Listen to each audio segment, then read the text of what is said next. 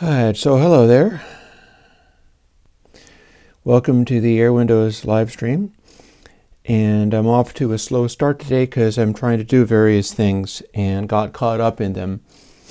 So don't mind me. Here's one of the things.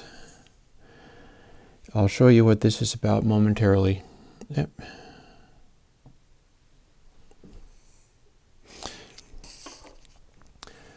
So, I don't know if I have anybody actually watching. I didn't get to start everything early or anything like that. I am going to want to make the chat window appear, so let's see whether I can't do that. Always a different window. YouTube slowed me up by throwing on different things and essentially being like, oh hey, new interface, and the bit that I used to go into the chat window wasn't like right there.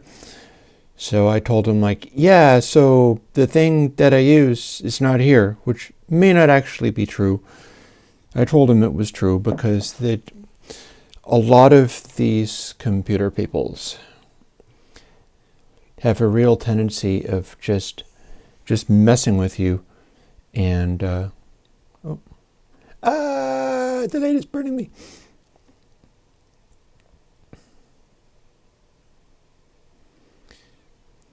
They live to just do different things just to keep you engaged with their process, and their process is not significant to what I'm doing, which is my process. Hey, Styrian Goldings. My process is perhaps somewhat unusual. I'll show you a piece of it. Check this out. I'm going to see whether I can't run this on stream. I don't know quite what it's going to do. But I do believe I can get a beat. So let's switch my mic over here.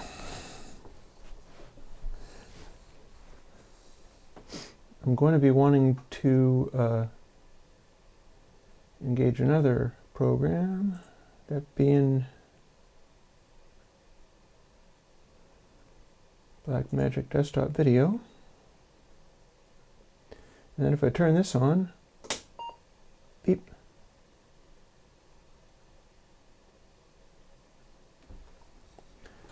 So the question becomes, do I get composite out of this machine, even since I have plugged it in? I can switch the video over. I cannot switch the video over. Okay, so here's how this works. This is a output for the screen. Supposed to be able to plug composite in, plug it into the video thingy, and get a result, but it's kind of stubbornly refusing to do that right now. There's another thing that I could try. I don't remember whether I've attempted this before. There's another thing that I could try, but that would involve going and hunting for an adapter, which I don't think I'm down for right now. So we're going to call this a moment of nope, unless I can get it to make contact.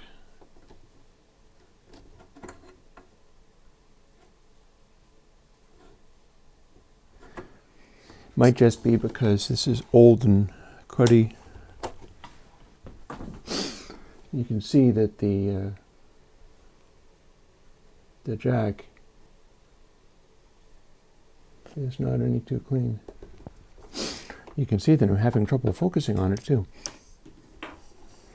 Alright, so this is going aside for the moment. I'm going to have to, because my hope has been, and then also let me get it out of the way.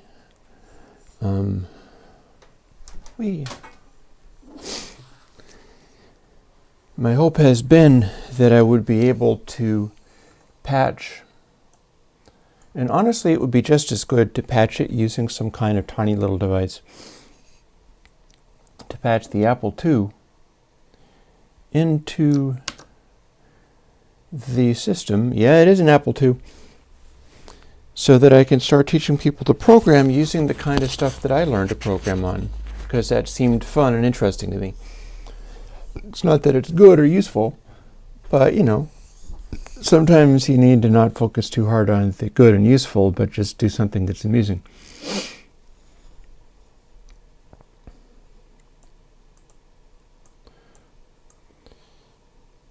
So we will call that a, goodness gracious me.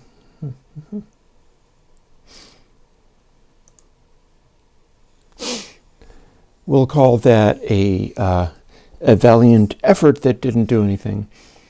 And maybe I'll be able to work that one out. What I'd really like to do, like I said, is come up with a way of making the Apple II go into the Blackmagic so that I can have a nice high resolution version, and then I can throw some kind of QWERTY little webcam to replace this gorgeous high fidelity video. Audio is going to be the same.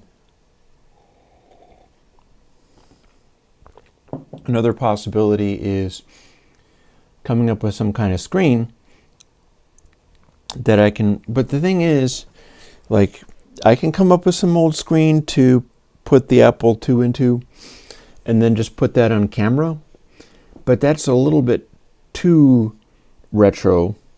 As far as, like, here, I'm going to put the camera on the old video game console or whatever. It's like, no, I want to patch it into the computer. I want to patch it into the streaming. And that way, when I'm typing out stuff, like 20, go to 10, 10, go to 20, then it'll be real easy to see exactly what I'm doing. Let me fuss with my gains a little bit. There we go. So yeah, how you guys been doing? I've been keeping myself real busy, keeping up with various stuff. And among them are new plugins to be coming out. I can tell you what might be happening next week. I think I might be able to put out PowerSag 2. Because I went back into PowerSag and reevaluated the way that I do delay buffers in such a way that instead of being the double buffer, I'm using extra calculation, because modern CPUs are more capable of doing extra calculation than they are of, like, loading extra variables from memory. So it made sense to sort of redesign that, and that changes many things. And I was also looking into doing cabs, the old plugin cabs that was intended to be like speaker cabs, and really what it is a bunch of really small impulse responses and some weird stuff, which is fine. It's like, that's fine. And I realized that since that had a version of the 2-tape head bump in it, rather than just put it out exactly the way that it was, I would think I would maybe kind of like to do it as a redesign, maybe the first one, to use the new head bump algorithm with the biquad filter that totally blocks DC. And if I do that, I'll be off and running doing things like 2-tape, because 2-tape could be updated using that as well. So maybe that's going to be the pattern. It might be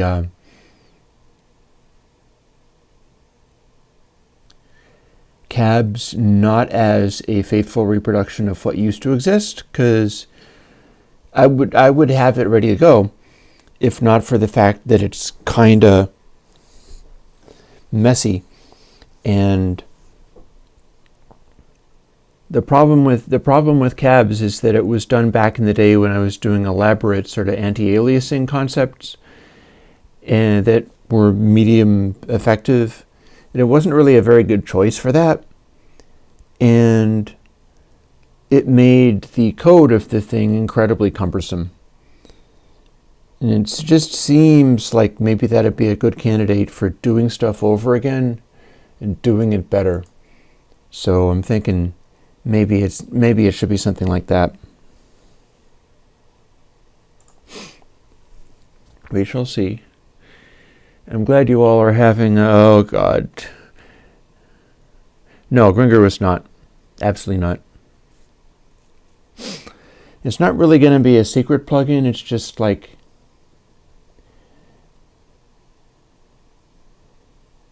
I'll get into that later. You know, it's troublesome trying to do stuff for somebody and you're wanting the plugin to make them happy, but A, they're very picky, and B, they're going through heavy personal tragedy.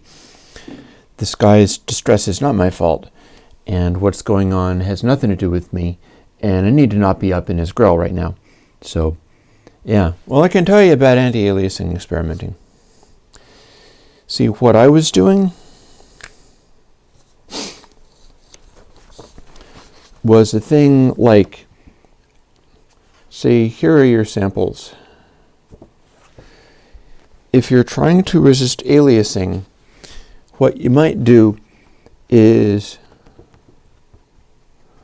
oversample, do your distortion, and then resample back down to the original one while filtering out problems. This takes 1, 2, 3, 4, 5, 6, 7, 8, 9, 10 times as much CPU as doing the regular kind. Back in the day when I was doing this, that was impractical. It was not really very feasible to run that much coding. It was kind of unpleasant. So what I did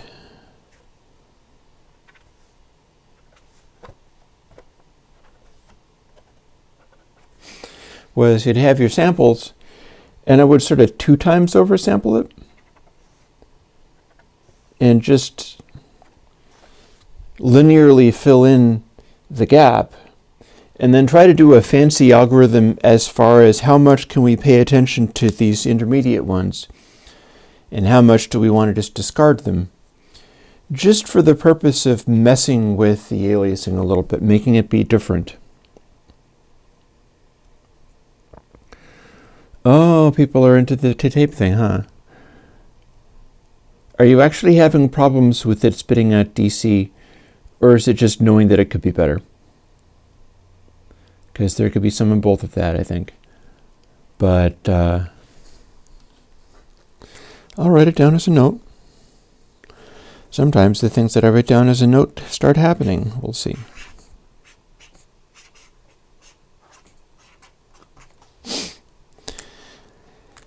I think you might be able to see up on the wall, my big clock is up there again. And I'll be figuring out something to do with that, because I've decided I wanted it, because I'm going to do a similar thing to what I had on my older clock, which I threw away because it died. It was stopping, and I gave it a brand new battery, and it still wouldn't work, meaning that it's a cheap plastic clock, and it just plain stopped functioning. So the one that I had that had a blank face is gone, so I only have that one. And I don't mind having something visible in this room so I can see what time it is, especially if it's not overly noisy. And one of the things I can do is take off those hands, like remove them from the workings of the thing. And that face there is going to be a piece of paper that's printed out and just stuck on. So I can remove it and replace it with a blank page, and then I stick this on it. I want my clock to be my circle of fifths concept in sort of nice big chord signs so that I can look at it at a moment's notice, and then if I write stuff or do things like here, I wonder if this is,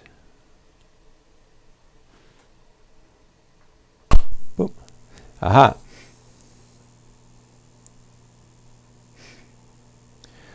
Bo, are you dealing with the same thing in Reaper where it's off by 1?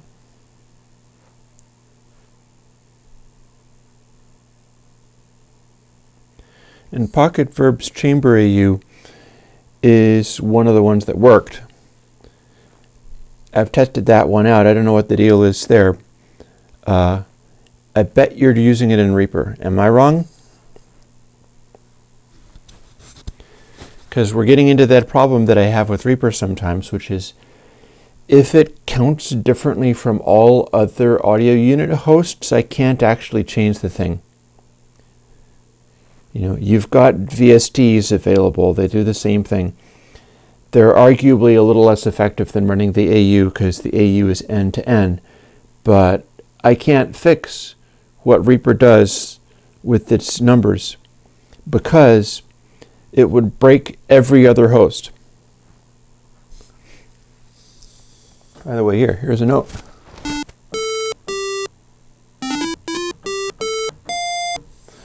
You may have been able to hear that. I'm not sure. It's not showing up in the interface very loud, but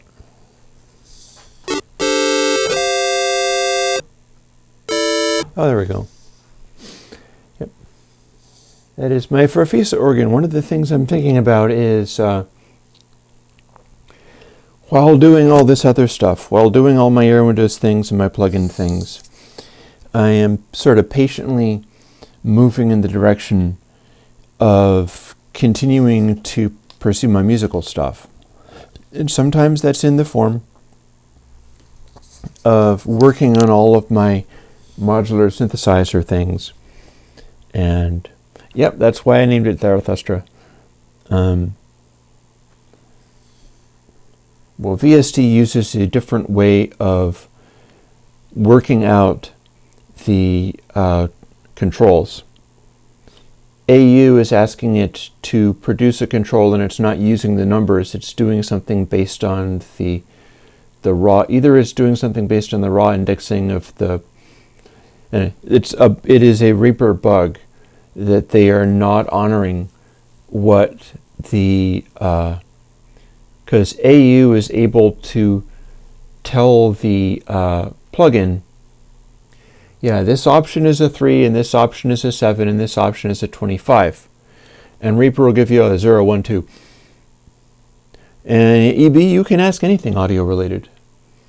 Or indeed programming related, but you're in much deeper waters as far as that's concerned, because I know some things about programming and other things not so much. But yeah. Today I am here to answer your questions, and we're like 22 minutes in, although I started late, so I really shouldn't be too picky about that. I haven't even finished drinking my coffee, so ask something audio related, and I'll drink some more of my coffee, and we'll see where this goes.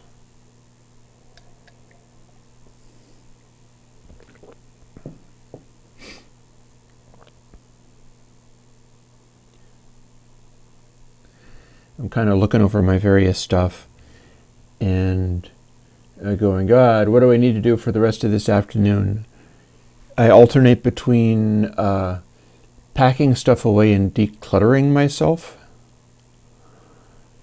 and digging stuff up and recluttering myself, because it's things that I'm working on. And I'm working on so many things, like combined with the music making and I've got the studio set up so that I can start working in an actual DAW, for instance, Reaper. And I keep coming up with new things to do for my live streaming stuff. And then I also have a video game that I need to finish it up because it needs music and sound added to it, which in theory should be like right up my alley, except for that I find it difficult because if I don't have the right answer, it's not inspiring to me. And two separate books in terms of creative writing of various kinds, both of them weird kinds, and that's, you just have to live with that. And a new concept, which I'm kind of excited about, for a way of doing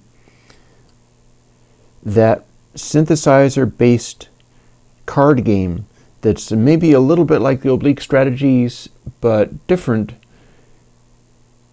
and where you can be jamming on something and then pull a card and it gives you inspiration for where to take the jam.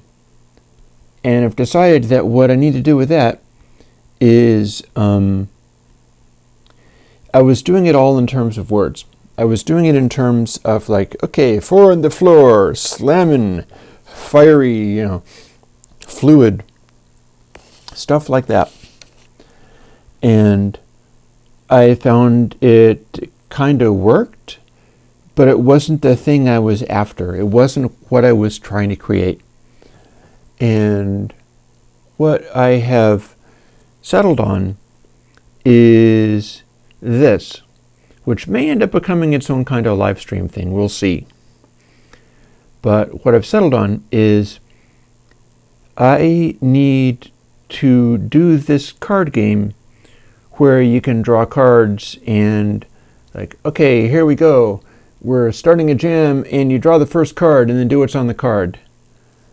And every 10 minutes pull a different one and do what it says.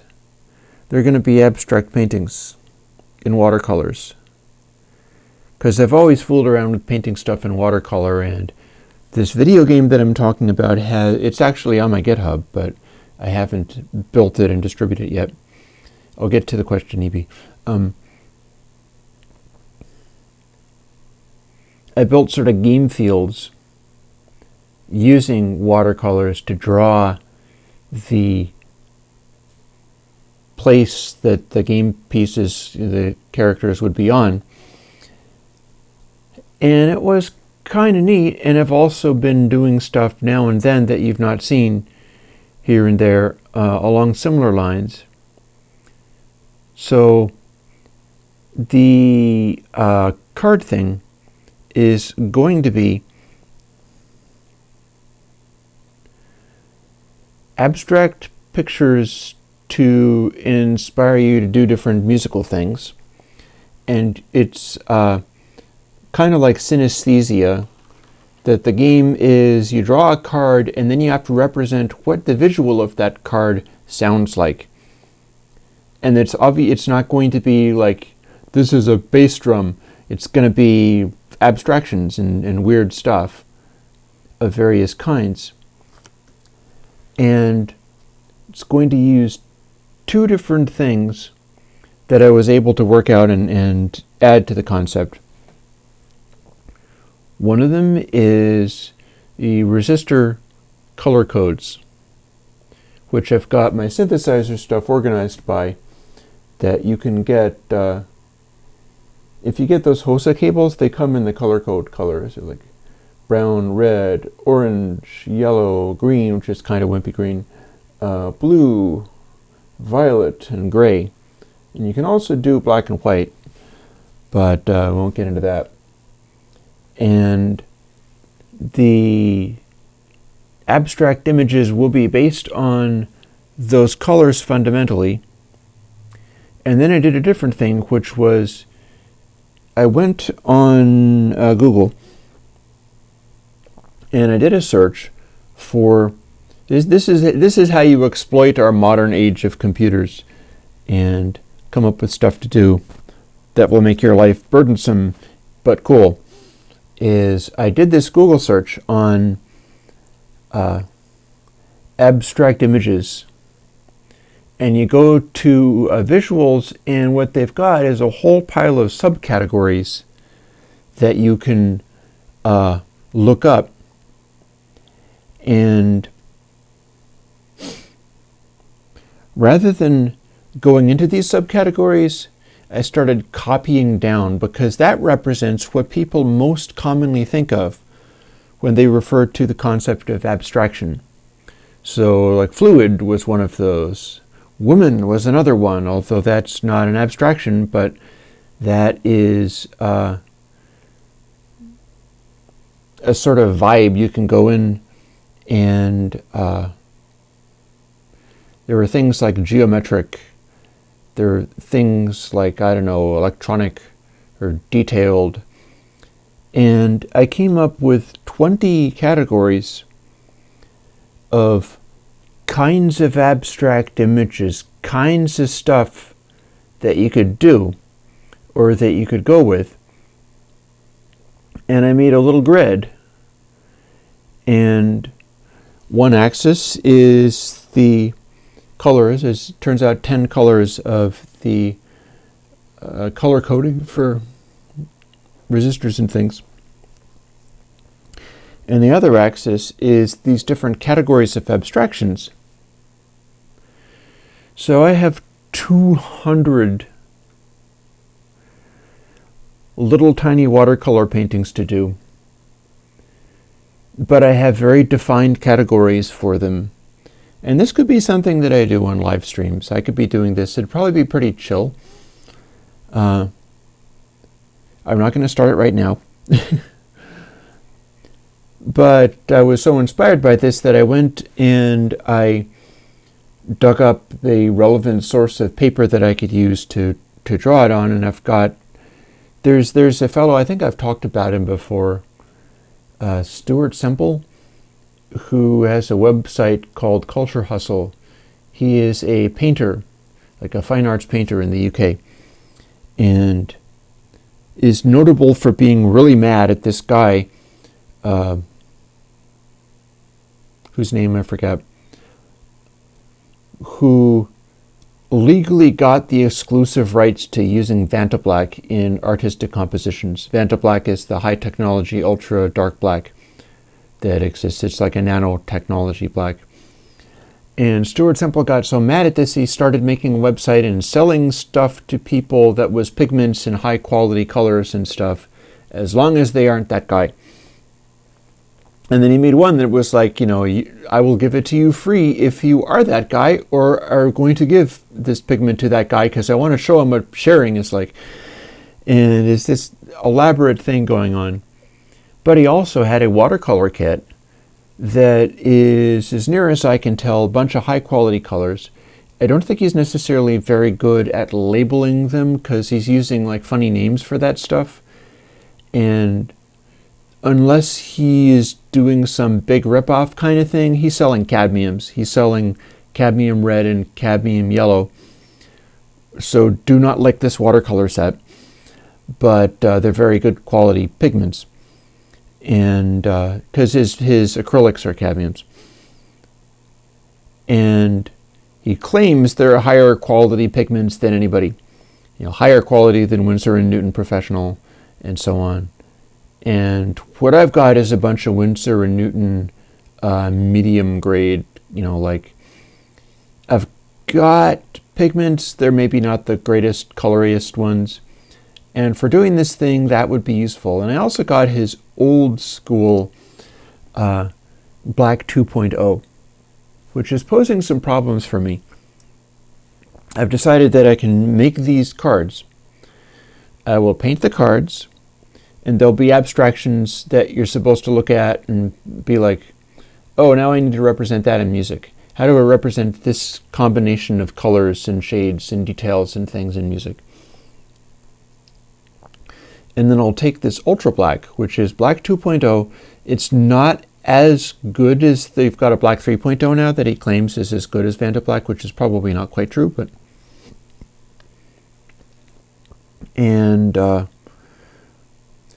paint the edges of the card with that so that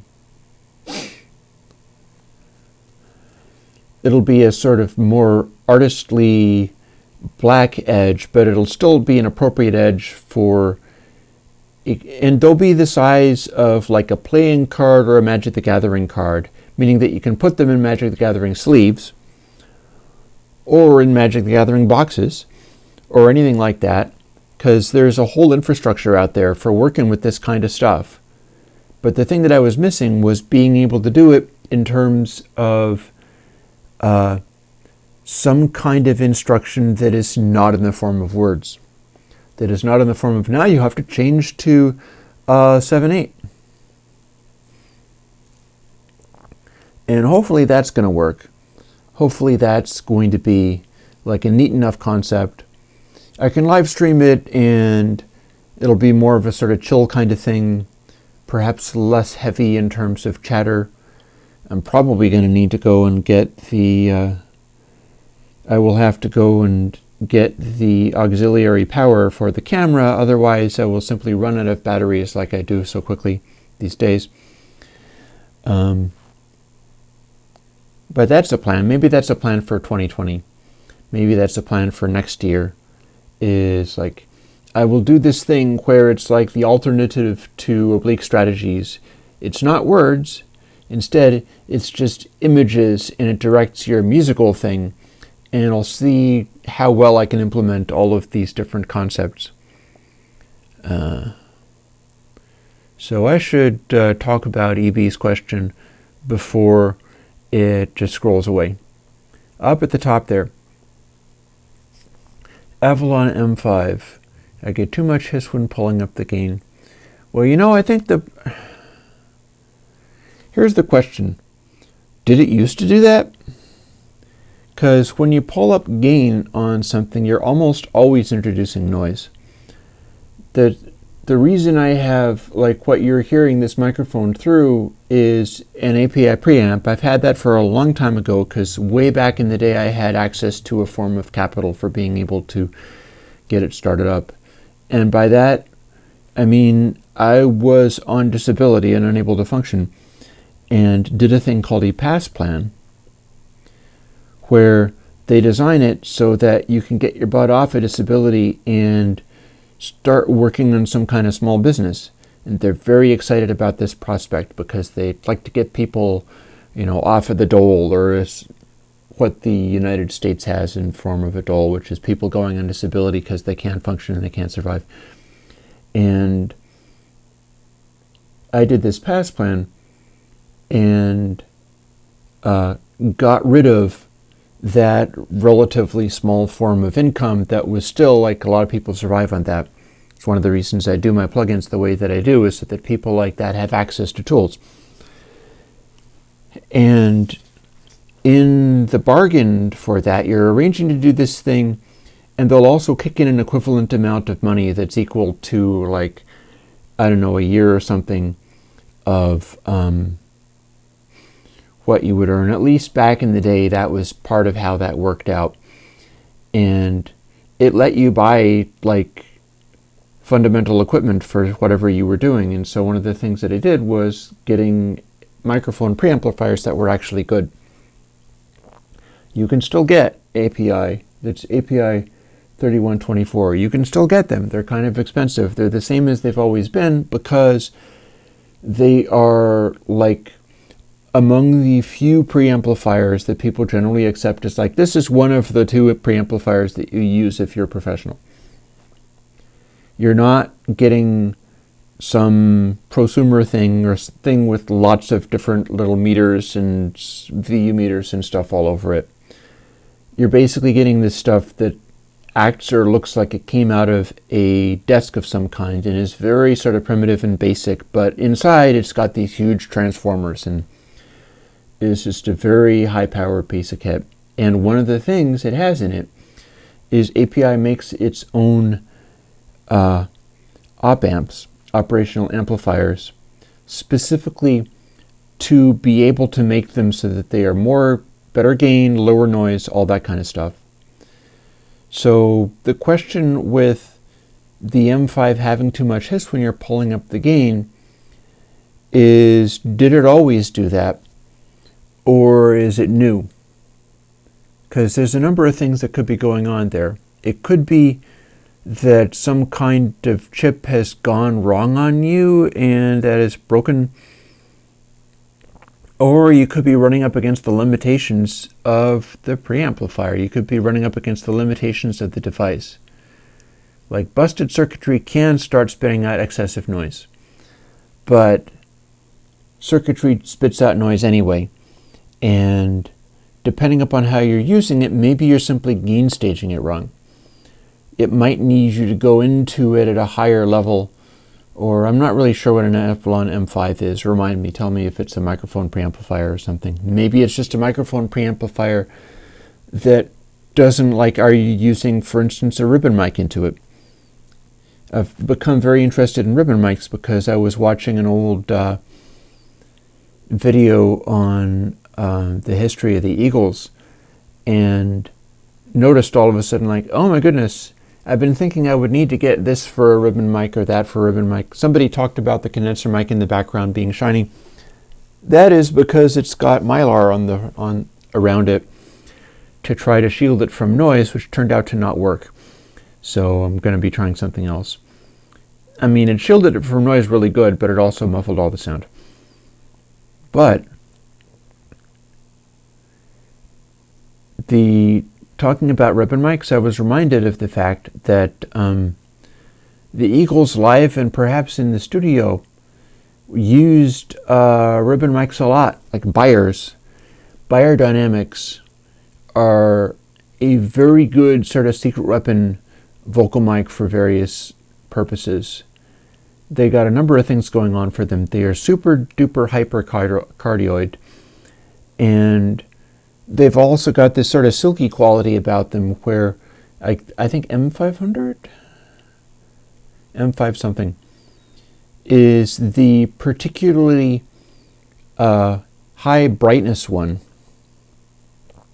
So if you sing into that and do that for your multi-tracking or something, then you'd be able to do vocals and get that sort of Eagle-style gloss on everything, because the microphone will inherently give you sort of a pre-equalized brightness, but it's a ribbon mic, so it's not going to give you a tizzy condensory sound. It's going to have this sort of warm, silky quality, but at the same time, it's super bright. And that's part of how that stuff works.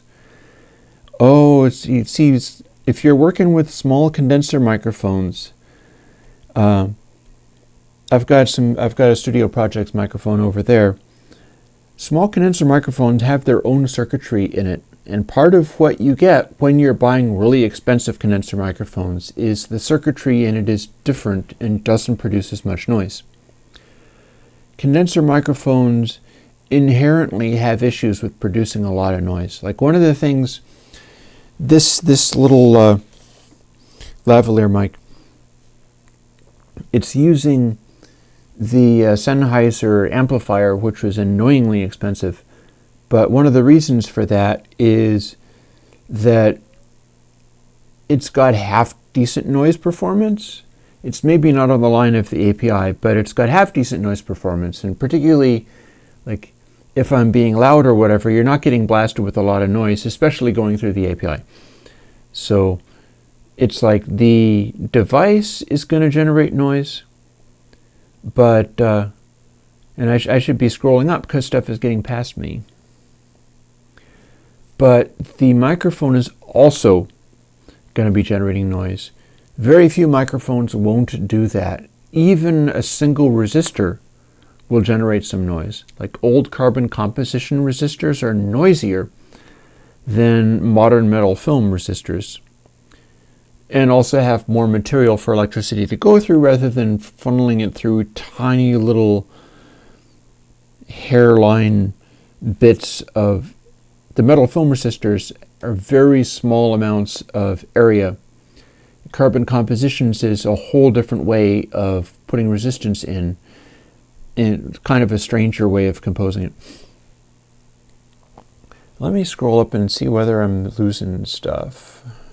There we go. Evergreens request more talk and mic placements. When I have information on such, I will reveal it.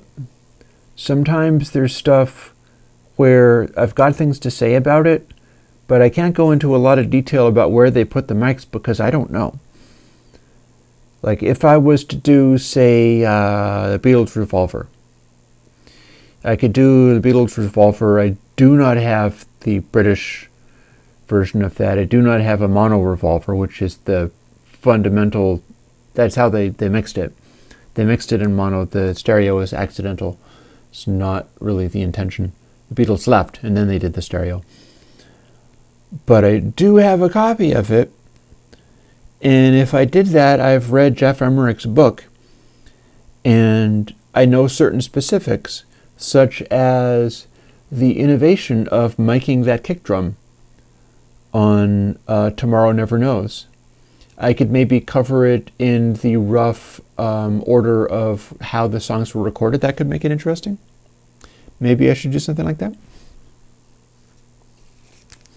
I'll make a note of it. And I do think I have Yesterday, Day and Today tucked away somewhere, so I have access to some of the Beatles, the Revolver songs, even if they're not off of the actual album.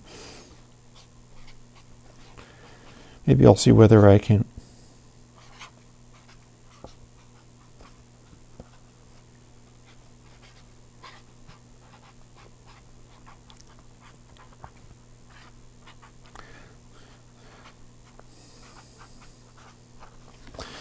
Revolver in order of recording. That could be interesting. So we'll see whether maybe we can do that. I also need to start these things early in the day because I have this nasty tendency of getting rolling on some of this stuff late in the evening and having it keep me up until freaking midnight. And I generally run a schedule where I wake myself up at 4. And make my breakfast and catch up with the world outside in a quiet space where nothing's happening, grab a brief nap, and then I'm up for the afternoon and handling stuff, and then going to bed at a reasonable hour. So me delaying things and then getting started late is not good, and it's not good for me. So I'll have to try to avoid that. We shall see. But Ahmed is asking what is Quills and Sofas. That is a fandom thing that I did, and I tucked it up in visibility just because it was a neat part of my life. A part of my life that hasn't necessarily gone away, but when you talk about Chris sightings, I have been sighted in some interesting places, I'll put it that way. I have done things like elaborate convention appearances where I give entire panels on how to write stories and stuff. And this is for a reason. It's because that's a side of my life that exists and has something going for it.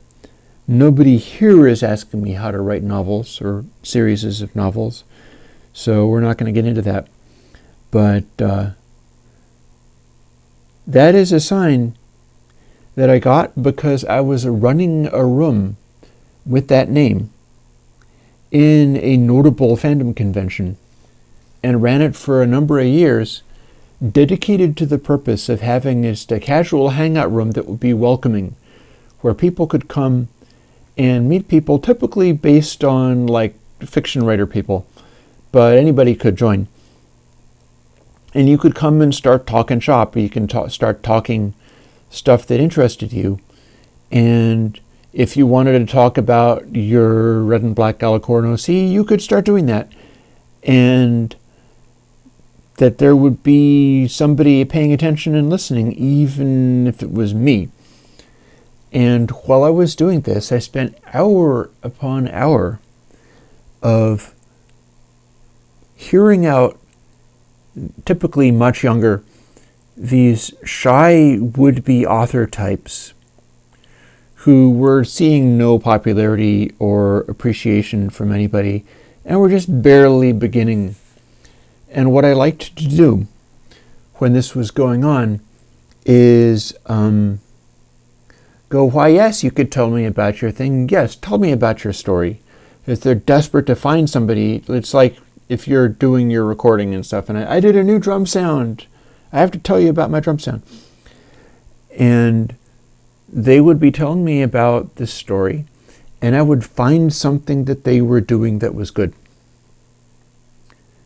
And go, this thing, you're good at this. This is working out for you. Do more of that. And they would go away after talking to me for 2.5 hours, during which I was mostly listening, and be really excited and pumped up and feel very validated. And that was a heck of a worthwhile thing, a worthwhile way for me to spend some of my life. So that's one of the things that's been going on in recent years, was focusing on that. And honestly, like one of my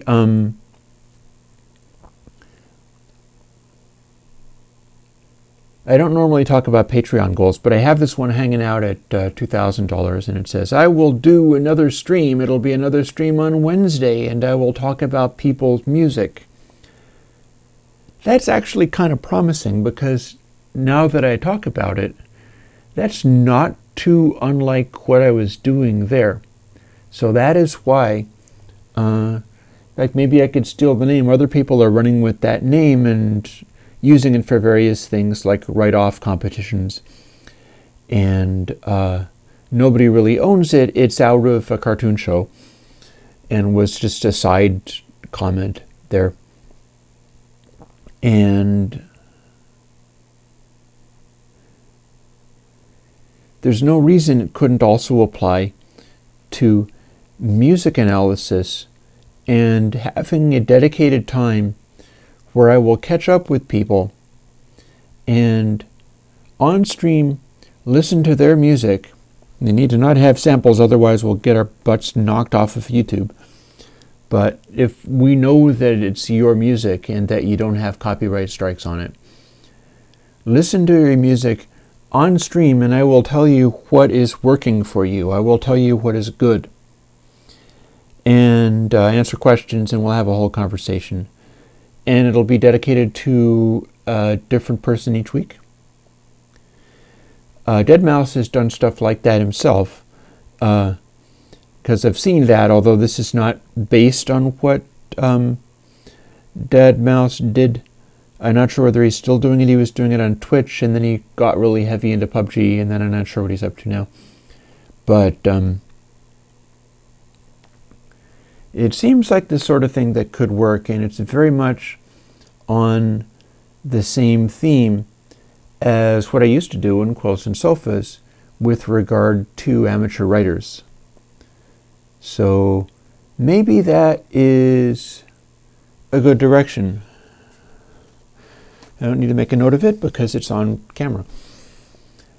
And so when people ask, what is that about? I'll explain. I'm going to use that for my musician coaching thing once we get to that point and I start doing it and I start dedicating another day to engaging heavily with people and doing stuff with them on the internet. And that might become real popular, because one thing I will tell you is if people are making music or writing like fan fiction or something like that, they really want to be heard. And that is a hard dollar. That is tough to do.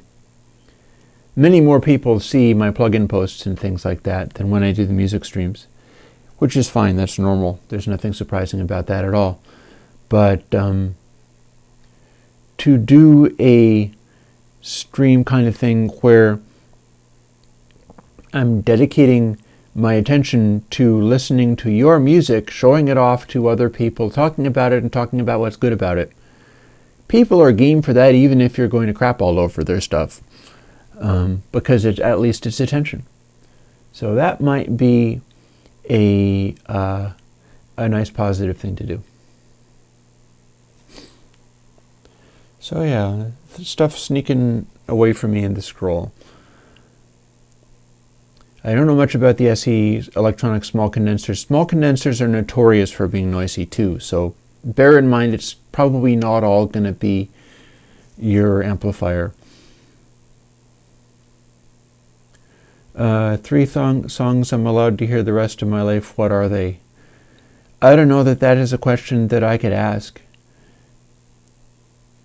or that it would necessarily be songs. Like I could pick something out that's like, okay, this is a super abstraction, or like one of the songs is Brian Eno's discrete music because there's almost nothing there. Or one of the songs is like white noise or Brownian noise or something like that, just more functional and more purposeful. Because some kinds of music are interesting. You got songs and songs do very specific things. They have very specific music. And then you've got stuff like a lot of the EDM that I listen to. There is a channel that I enjoy listening to, I found on SoundCloud. And I believe the title of the channel is Reclaim Your City. Reclaim Your City. And they just focus on this extremely functional techno.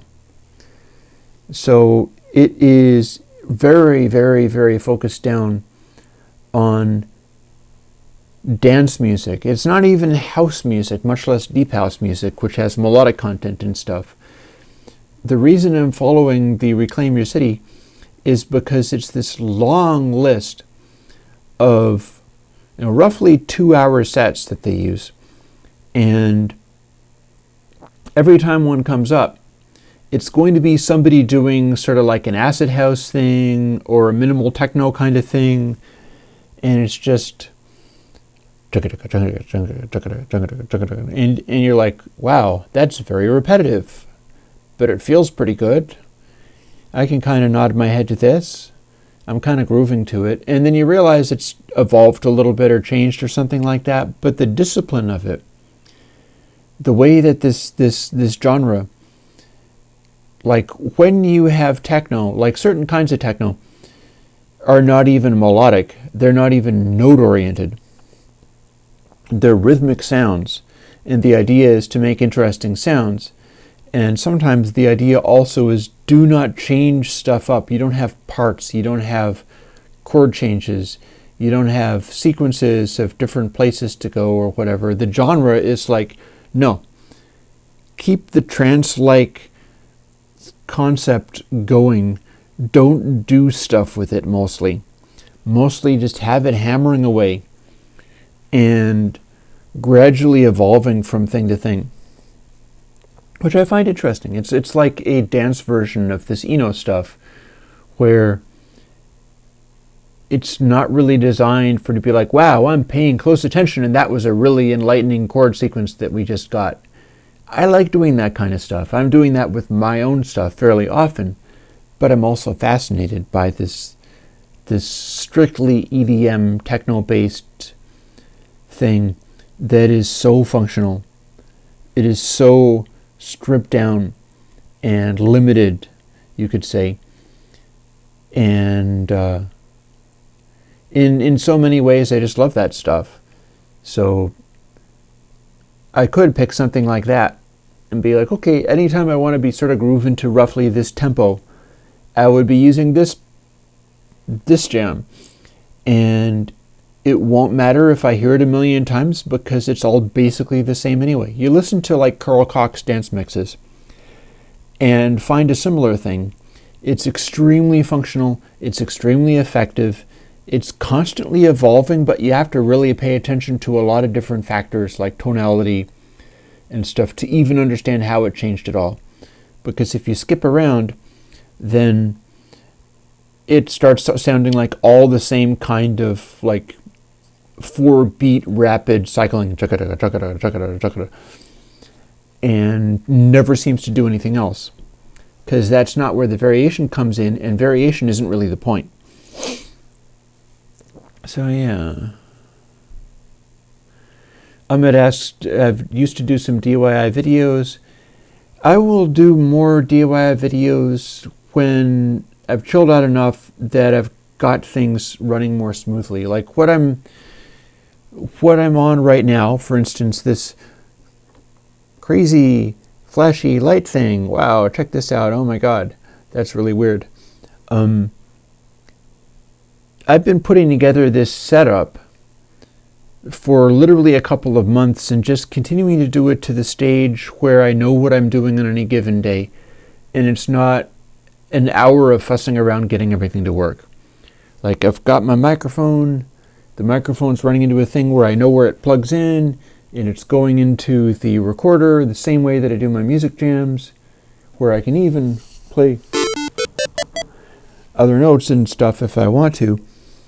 And this stuff is all kind of plugged in and working, so I don't lose hours of struggling to figure stuff out every single time I'm trying to do it.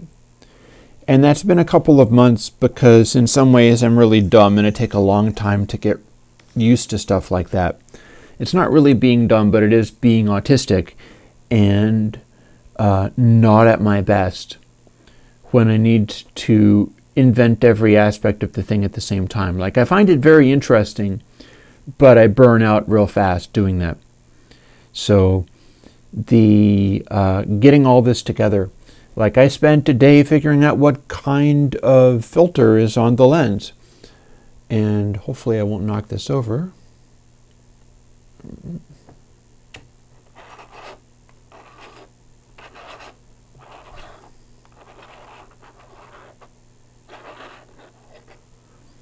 And if I take that off, you can see that there is a filter on the lens. This is what the lens really looks like.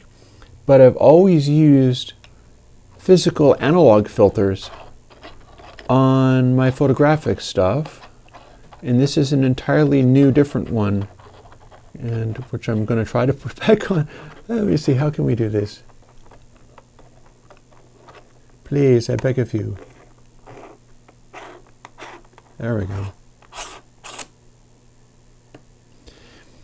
I've always used analog filters on the camera, even when it was this cheesy webcam. And I actually still have the cheesy webcam because I came up with a way where I can do the like Minecraft or video game or whatever streaming on the somewhat older computer, which actually does have a pretty good amount of RAM to it and is capable of doing some things fairly well. So I can use it for that as long as I don't play games that are too challenging. And I run that to the same converter that's handling this camera. I have figured out how to do that, and that took days and days and days of work. I have not yet done it because I've been trying to get together. Here's the thing, like if I get anybody, and I know David Pixley, you've suggested this. I'm not sure whether it would be good for you to do it, but if I get people who would like to get together and derp around in Minecraft for a sort of unwindy stream, I can do that. In fact, I can do that for longer periods because I don't have to worry about the camera running out of batteries. And I have to decide on a day. It's not going to be the same day as one of my work days,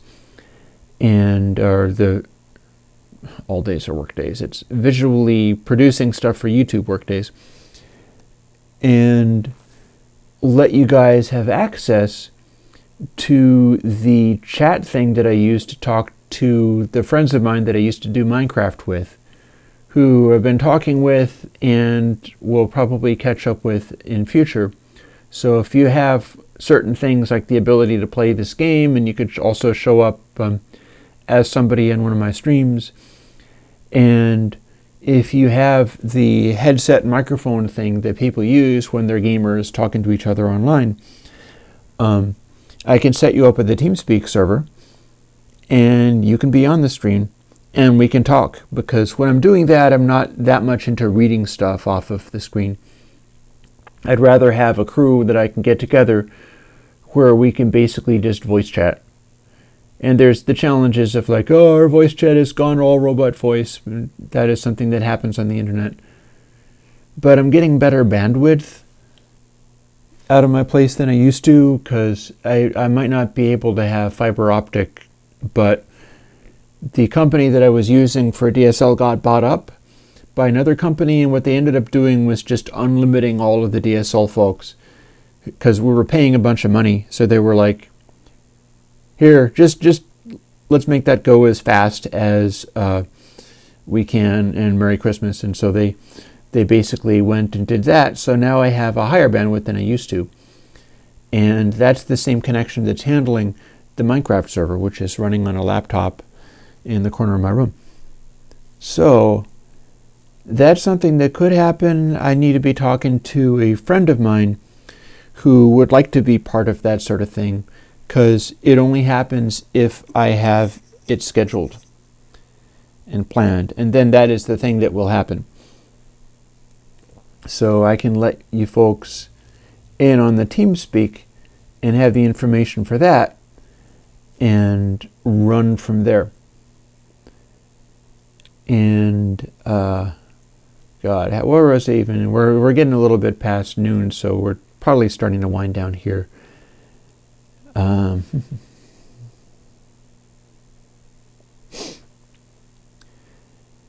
Yeah, the camera that I used to use for the Airwindows videos before I got this other one, I was going to get rid of it. I still have it, and it still has its own filter stuck on it. It has pieces of like a gold diffusion filter on it or something that were literally broken and shattered into shards and then glued onto the front of the webcam, which makes it struggle to focus sometimes. But that's the look of the old Airwindows videos, and the look of the new Airwindows videos is also using an analog filter. But I've got that old Airwindows videos thing glued onto the computer that would be used for Minecrafting and whatever. And so it continues to be. The reason that's relevant is because I can just shrink the visuals of that camera. I can run that camera independently, probably, into the streaming computer simultaneously with the screen of the other computer. And then the camera can be shrunk down into a tiny form and be one of those little picture-in-picture things.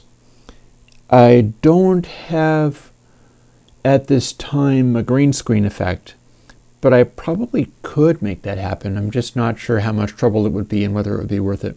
But it does mean that I can do the little tiny person in the corner of the screen thing that is so popular among gamers, and so I'd be able to do that in a fairly respectable way. And that'd be pretty cool too. And I'd be able to do that without slowing down the frame rate of the computer that's playing the games. And since it's only being asked to do Minecraft or whatever, that's not going to be so burdensome. So it would all kind of work. Let me scroll a little bit, see whether I'm missing anything.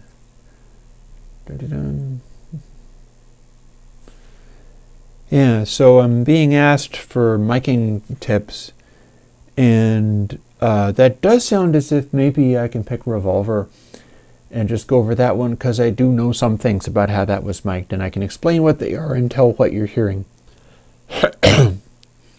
And I do know some things about stuff like the compression as well, because Jeff Emmerich was talking about that stuff in his book. So that's worth getting into. I don't know whether RME are better than Focusrite ones. I think it would depend on just the price class of those things. And DIY videos, it's like, yeah, when I get time and space to do it, because I have some specific ideas. They will tend to be along the lines of, you know, here's a workout on how you use this particular thing. Like how you use the Blue Lantern kick drum that I use. This is what you patch. These are the special patches that you make. And these are what these controls do. And let's see what else. I'm not really quite sure what else. But point being, and of course I will need to do videos for the Circle of Fifths firmware upgrade, which is going to be a release all by itself. And I feel like I need to polish that before releasing it as a product. Polish it in such a way where it could actually be merged into the main thing, which is not to say that they will do that, but I need to polish it so that it theoretically could be merged into the same thing, meaning that the functionality needs to exist as a little option. It needs to run as a little option that you know, engage, exclamation mark, fifths, and you write that into its config file, and then you can do the new Airwindows hack, or skip it, and don't do it. And I'll need to respect all the other settings exactly and leave everything the way that it's supposed to be. So there's the thing, is I'm not really quite done with the firmware reprogramming thing that I was doing, because I need to refactor it. I need to polish it, make it be essentially the same thing as the other options that they have available, in the same style, in the same basically programming format, so that at least it could be incorporated into the mainstream of the firmware. Because who knows, maybe if it catches on and people are like, oh my goodness, this is making really interesting musical progressions, we can do lots of stuff with this, then maybe it would catch on. I think that'd be great, because I think that the device itself is a really cool little sort of test bed for doing musical things in hardware. And the fact that you can swap it between radio music and chord organ and so on is just very effective. And I haven't been that impressed by people's alternate firmwares all that much. Like, there are some cool ones, but I feel as if I'd be able to do also cool ones, or even better ones.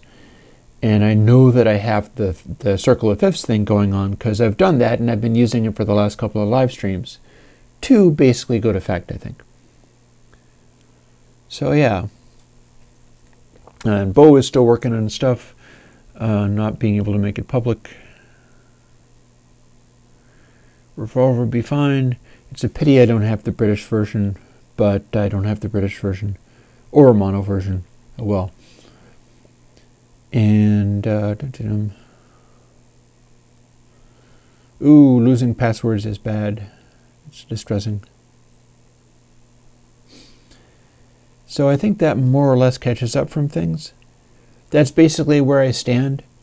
We're heading into these sort of holiday seasons, and the biggest celebration that I have is not having to celebrate any of the holidays. Which is weird, but I mean, that's family for you. One of the things I've been thinking about lately is, like in my spiritual practices, I'm working these step things and doing stuff like thinking about my, character defects and my assets and how those things balance out. And what struck me recently is that my tendency to do everything in the basis of just extreme hardship and lack of everything is, first of all, a motivation for why I do the plugins the way that I do. Like, this is why everything is free. This is why it's all Patreon supported. I'm deeply committed to that, because I have a deep feeling for the plight of people who are just stuck. They do not have access to anything good, and there's no hope. And that doesn't feel right for me. So I feel that I'm going to take it personally upon myself to try to do whatever I must in order to make it so that people can have these things. People should be able to have nice things. Well, when I was growing up in a family that was actually pretty darn upper middle class even back in the day, like in the 70s when I was a kid. But with some major problems of other kinds. Like my dad's family, there were issues in there. Some of them which were very serious. Like my mom's family, there were issues in there. Some of them were very serious. And both my mom and my dad made heroic strides towards being much better than they'd had to deal with when they were kids or when they were growing up. And in being much better, they were coming from absolute hell. So their much better didn't impress me very much, and I had the autism thing, so I was the problem child, and I just took the brunt of so much. And it seemed to me as if I was absolutely living in hell, and it was the worst possible thing and just total evilness and wrongness. That's not really true. They really, like, my dad had rage issues, which had a big effect on me. and he could not believe in me or what I did. But he was not believed in himself, and he came out of a household with some abuse stuff going on in there that I've heard accounts of, that was so off the charts that it's like, wow, he really did much better. I don't think you could even do crap like that these days. So he made heroic strides in redressing that, and still ended up doing a lot of damage. And my mom made heroic strides and stuff, and still ended up. And one of the things that went on there is that I still struggle with, like, you know, and my one brother, who's the computer programmer, doesn't believe I think, and the other brother doesn't believe I work. And my dad didn't believe I worked until I showed him a notebook with just page after page of ideas and stuff. And until then, he thought that apparently I just stared at the wall or something. I don't know. But this is my family stuff. And that's one of the things that gets in my way, that I'm going to have to work through as part of my spiritual practice and stuff, is work through that stuff where, like, the thing that gets in the way of me, like, writing songs with words and things, is that I don't have anything to say, and I don't deserve to say anything, and I should not speak. I should just shut up because I am not worthy. And that's kind of like, you know, the family attitudes that I grew up being confronted with. And that's the damage, you know, that's the abuse. And when I do things like all of this, you know, the music that I do without words can be very creative and go to a lot of different places. And I'm fine with it not getting any acclaim and stuff, because I believe there's no correlation there. Being popular is about how much money you were able to spend on being popular. Being successful is about how much money you were able to spend on being successful. So I do my plugins in such a way where it lets people do stuff whether or not they had money to spend on doing the thing. But when I was growing up, there was always the possibility that I would have been able to do any of these things. It was always there, but I was forbidden it because that was not allowed. And so I did not become the rock and roll musician. I did not become the successful entrepreneur or this or that. I did not become, like, you know, this arrogant dude doing amazing things but also being a royal jerk. I hope I'm not a royal jerk. I tried. But and the reason was that, like, only my dad and the family knew how much money we actually had. He didn't tell my mom, so she thought we were poor, and which we were not. And everything that I did or wanted to do, it was difficult to get any support for the thing. Like, when I was a kid, I got one of those Radio Shack realistic Moog MG1s, and involved it in the crazy music that I made. I made music that was really very whacked because I was expressing myself with it. So it was not popular, you might say. And I ended up giving that to a uncle because it was kind of like, oh, I'd better because I'm not using it as much now, and I shouldn't have really had it in the first place. You know, there was always this, like, well, I need to go and get a paper route or work in a pizza restaurant. I worked in a pizza restaurant. I got fired because I have autism and I was not great at handling people or working with them.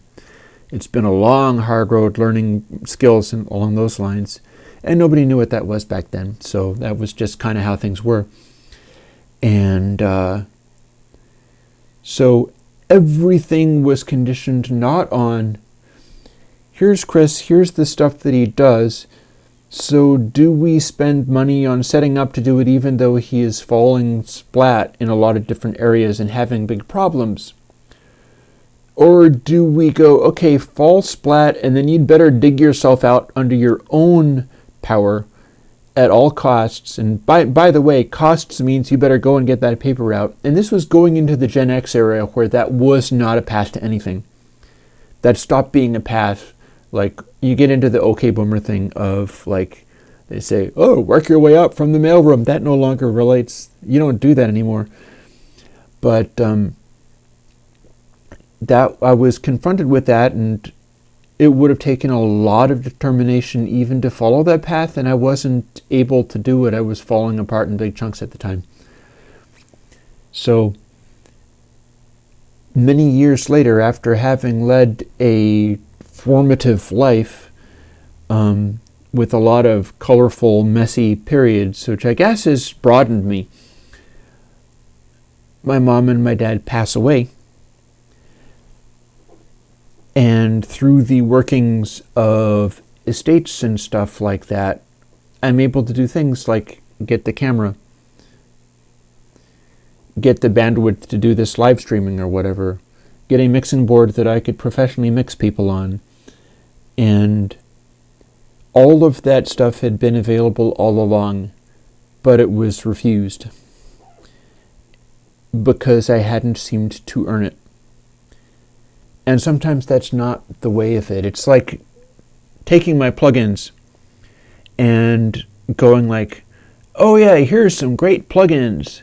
I do all this stuff. Look, I made a plugin for myself every week. You like to do that kind of stuff? Learn to code. It's like doing that. It's like my family was not great in the realms of cooperation. So part of what drives me is, this feeling of unworthiness, this struggling with stuff, and trying to rise to the level where I'm giving something to the world and kind of like earning my place there. And part of it is just this like second generation abusey kind of stuff of just having grown up believing I was so deeply unworthy, and that affected everything. And so if I was struggling to like have food or be able to not be homeless, that's just what I deserved. Now that I've had resources and was able to gradually, because I did kind of do the thing of build it up from nothing, start doing Airwindows, and I was getting help, but it wasn't from the family that was more than capable of doing that. And it's possible that even if I was getting help from them, it would have had too much baggage and gotten in my way. So I ended up being a Section 8 guy. I was on disability for a while. I used that time learning things like how to code, learning how computers worked. They knew me as like Online Chris back when that was a thing. And I spent time learning this stuff. And I got a Section 8 voucher, and then I didn't have to blow all my money just on housing, and was able to more or less count on being able to survive on a month-by-month basis. And it was pretty nasty because when you do that, it's a very insecure existence. And you're constantly worrying about how to pay the next bill and stuff. Even if you're pretty responsible and keep track of things, it's a rough way of going around. But it was a kind of support that wasn't coming from my family of origin, where I had a bunch of baggage. I had to cut them loose to a certain extent in order to even be able to think about things. And in many ways, I'm still doing that. I'm still learning how to think about the world, to think about my position in it in a way that's not just tied to the lessons I learned growing up, because the lessons I learned growing up were not useful and did not help. And yeah, I figure I will be continuing to do all of that until I croak. And seeing as I'm only like in my 50s, who knows? I do exercise, I drink too much coffee, but I don't eat too much food. I've lost weight, getting down to under 180 pounds and stuff. And in general, I'm probably going to do fine. We'll see.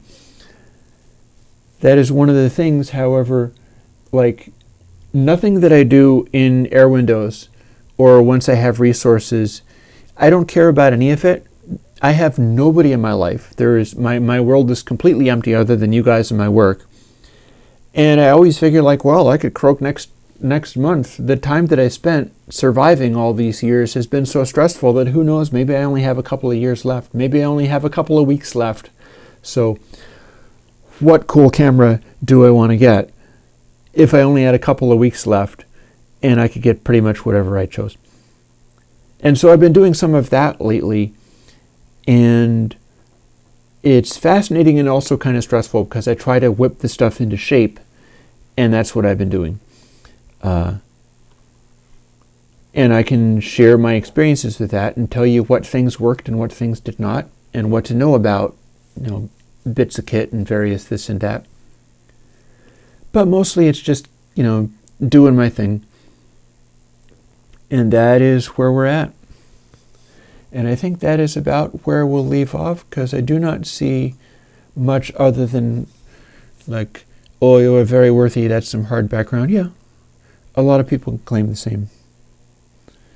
We're all in the same really big boat. Not all of us understand that we're all in the same really big boat, but to me it has become very obvious that we are all in the same very big boat. And I will help bail as well as I can.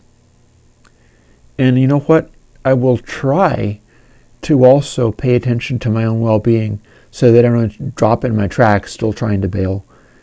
Because there's some people who might want to have me around next week and next month and next year and so on and so forth. And sometimes that means respecting my own needs, because I wasn't raised to do that. I was raised to beat myself into the ground, accomplishing something amazing, and it was never good enough. That's abuse talking. I have to do better than that. And I will try to do better than that while still doing all the things I promised to do. So I'm learning to try to do those in a more serene way, that I can keep the flow going and keep that happening. On that note, I will talk to you guys later. And bye-bye.